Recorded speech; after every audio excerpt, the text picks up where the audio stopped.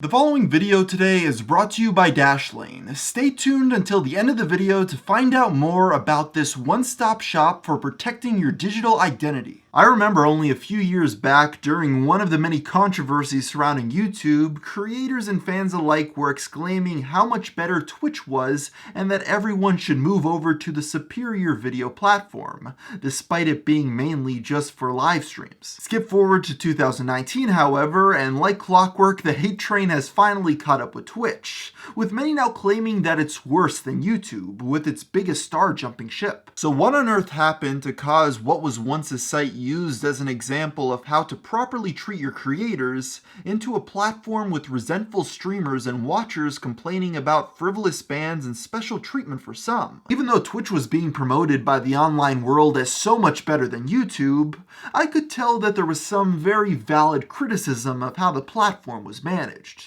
For the time being, however, people were fine with the YouTube bad, Twitch good narrative.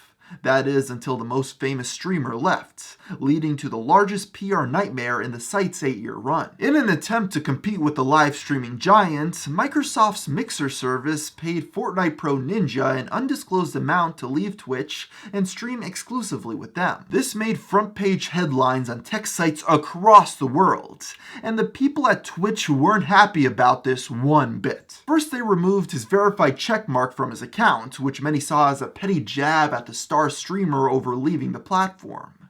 After this, they started to recommend other streams on his inactive accounts, including pornography, which understandably upset many. My team and I have made sure that the transition went incredibly smooth, super professional. We haven't said anything bad or negative about Twitch, obviously, because there really hadn't been any reason to. Over the last couple of days, there have been some things that have been going on that, we let slide. They were kind of annoying, little jabs we felt like, but it didn't matter. We wanted to stay professional. But now, for those of you who don't know, if you go to twitch.tv/ninja, they advertise other channels. They don't do this for anyone else that's offline, by the way. Just me. Well, now, there was a porn account that was #1 being recommended on my channel. And I have no say in any of this stuff. So this is the line, this is the straw.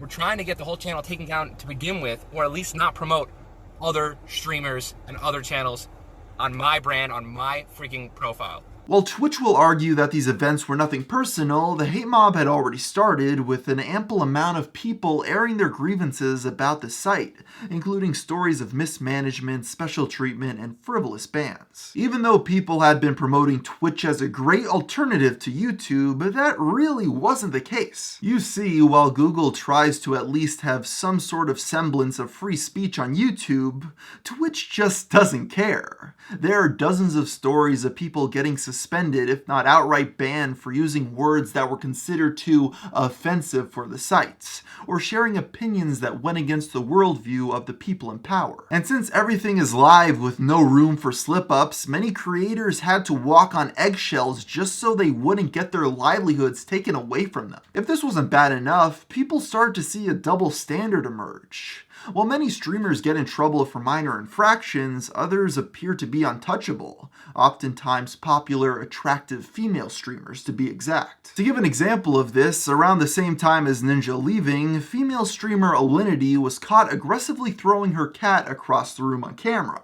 Then people found another video of her giving her feline alcohol, which might I add is poisonous to the animal. On top of this, she had also been known to brag about abusing the copyright system against people like PewDiePie live on air. Despite backlash, Twitch wouldn't punish her for any of these actions, while simultaneously going after others for much more tame incidents. This all led to conspiracies forming that a lot of these attractive female streamers were able to break the rules because they were sleeping with people at the company. Even people that didn't go so far with their conspiracies still had the feeling that Twitch went easy on these women.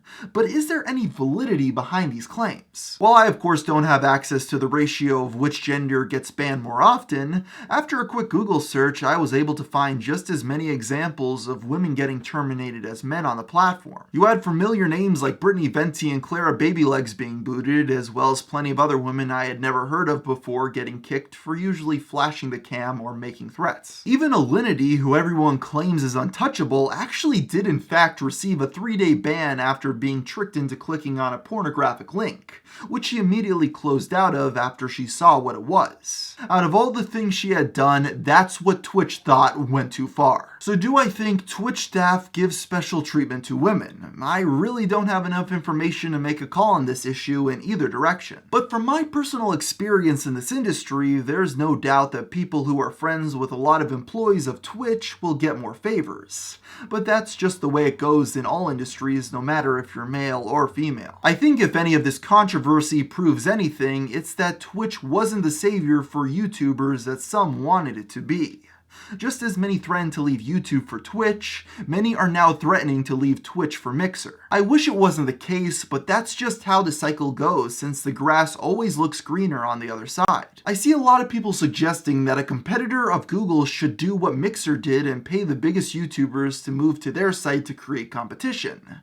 But I don't see this as feasible. I know this because a site called Vessel did exactly that in 2015 by signing on big channels to make content for them, such as the Nostalgia Critic, Linus Tech Tips, Epic Mealtime, Good Mythical Morning, and Casper Lee. There was some buzz around Vessel back then, and they approached me to give them early access to my videos. When I asked if I'd get an upfront payment like they gave all those other guys, they said no, because they were now a proven entity. I of course passed on their terrible offer, and a few months later they were closed down. There's a simple reason why a competitor to YouTube isn't comparable to a competitor of Twitch. First of all, YouTube is a lot bigger than Twitch with a much more diversified audience. There's no one creator that rises above everyone else in mainstream popularity like Ninja did to buy out. When a creator moves to another site, their daily channel views on the new account would be 1/10 of what they were pulling in because of this fact. Every time there's a new little problem on YouTube, there's always a few mouth breathers claiming that it's time to find an alternative platform and rise up.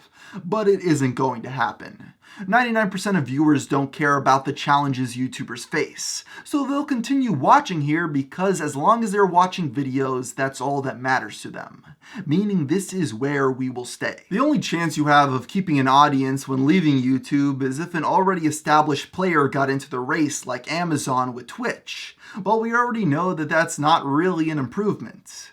Whether people migrate to Google, Facebook, or Amazon, the end result is the same. People will start hating the site as they begin censoring and banning people. Now, if you really are passionate about leaving these tyrannical video platforms behind, I think the best shot you have of a free and open streaming site is something like the Chinese-owned TikTok. Yes, people make fun of the app, but they're pretty open to allowing you to post whatever you feel like as long as it isn't illegal.